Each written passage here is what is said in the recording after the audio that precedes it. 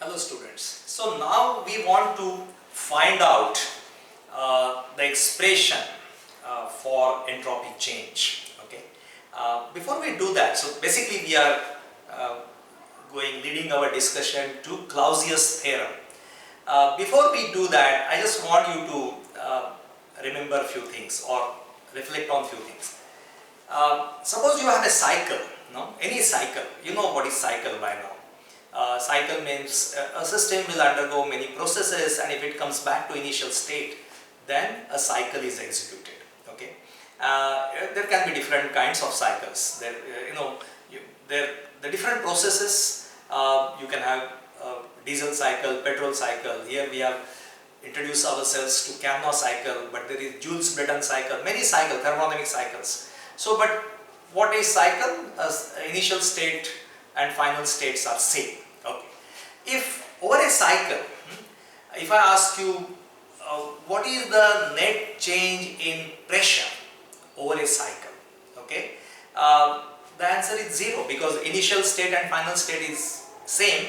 That means the system has come back to initial state. So whatever changes in its property values, say pressure might have decreased, then increase, again decrease, whatever must have happened. But ultimately, if the system comes back to initial state, if you add all these changes in pressure algebraically, that should be zero if it is coming back to initial state. And this is applicable, the same logic is applicable to any property change, temperature change or volume change, right? Net change in that property, if the cycle is executed, the net change in that property would be zero. The property would have changed in different processes.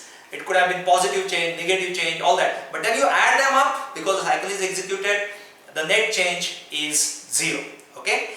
This is something which you would like to remember before we get into the discussion of Clausius theorem. Okay. And here now what we have shown is a PV plane. On a PV plane, I have drawn a reversible process, any reversible process. We have not defined it as constant pressure or something, nothing like that. It's any reversible process, okay? And on a PV plane, okay. I have termed it as IF. This is a process. Let me now draw two reversible adiabatics. You know what is reversible adiabatic in a Carnot cycle. Two reversible adiabatics from the ends of this process. I and F are endpoints. So let me say that this is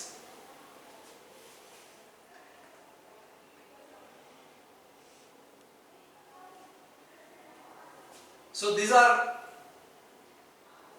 two reversible adiabatics, right? Two reversible adiabatics drawn from at the end of this. Okay. Now see, I can join these two reversible adiabatics. Okay.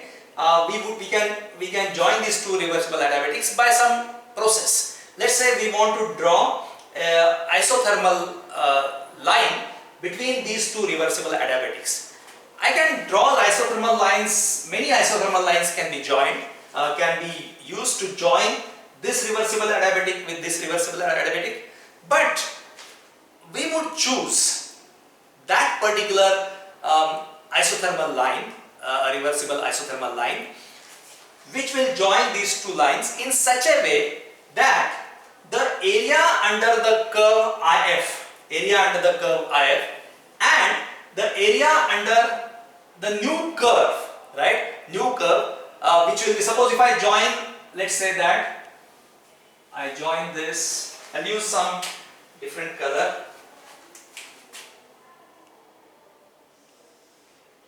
Okay, so this is say A and B. Okay, A and B. So I have chosen the line AB. I could have chosen many different lines of isothermal lines, but I chose this particular line in such a way that the area under the curve IF is exactly equal to area under the curve IABF. Please note this, IABF. Okay, this is your F point here. F point is here. This is F point. So line AB is a reversible isothermal line. Remember, line AB is reversible isothermal line, which is chosen in such a way that the area under the curve IF and area under the now a new process line made up of three processes. You can move from I to F directly by this blue line IF, or one can move from I to A to B, B to F. Now this is another process. Okay, this is another process. It comprises of IA is reversible adiabatic, A to B is reversible isothermal, B to F is reversible adiabatic. You remember this, okay? You understand this. This is another process line. So area under both these process lines are same. That means the work transfer, because this PV plane, area under any process line on a PV plane will give you work transfer. So work transfer in both the processes is same. Either I to F is any reversible process line, whereas I to A is reversible adiabatic, A to B is reversible isothermal, B to F is again reversible adiabatic. So these are the two processes, and area under them is same. That is how I have chosen A to B. I could have shifted A, B down, something like that, but the area would have been different. But I choose this deliberately in this fashion. Okay. Now with this discussion, I want you to come to first law of thermodynamics, and we are going to apply. So what we have, please note before we go to first law of thermodynamics, what we have said is that WIF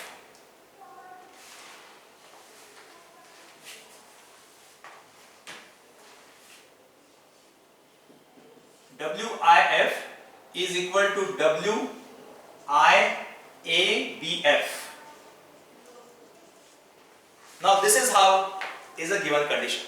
Now I want you to invoke first law applied to a process. First law applied to a process, any process, is, expression is Q is equal to delta E plus W, right? Q is equal to delta E plus W. What is delta E? Change in internal energy.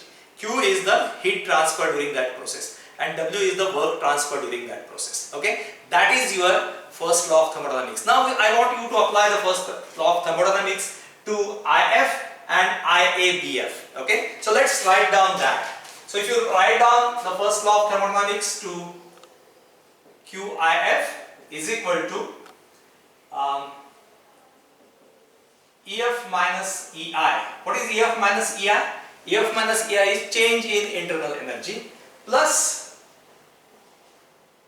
WIF plus WIF. Okay, plus WIF. Now this is application of first law of thermodynamics to IF. Okay. Now let's call this 1. Now I apply first law of thermodynamics to this process IABF. Okay, so I write this heat transfer during that is IABF is equal to, again the end points are same, like end state is F, initial state is I, so change in internal energy will be same, EF minus EI plus WIABF.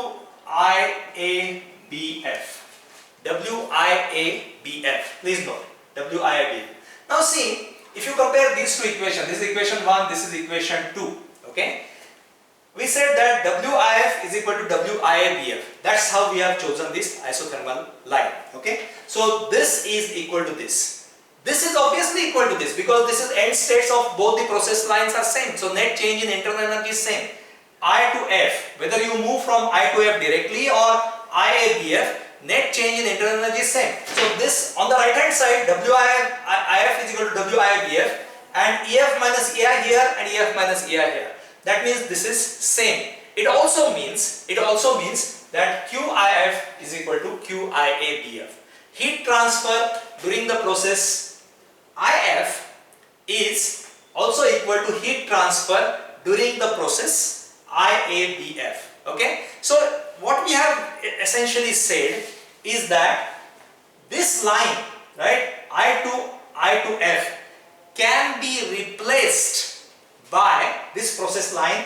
I to F can be, this is a reversible process line, can be replaced by IA, AB and BF. Do that exactly everything is same. Okay, everything is same. I want you to reflect on this. We are applying first law of thermodynamics to two processes. So what we are saying is these two process lines, IF, any reversible process line IF can be replaced by two reversible adiabatics IA and BF and one reversible isotherm, that is A to B. Okay, so one reversible isotherm and two reversible adiabatics can replace any reversible process line.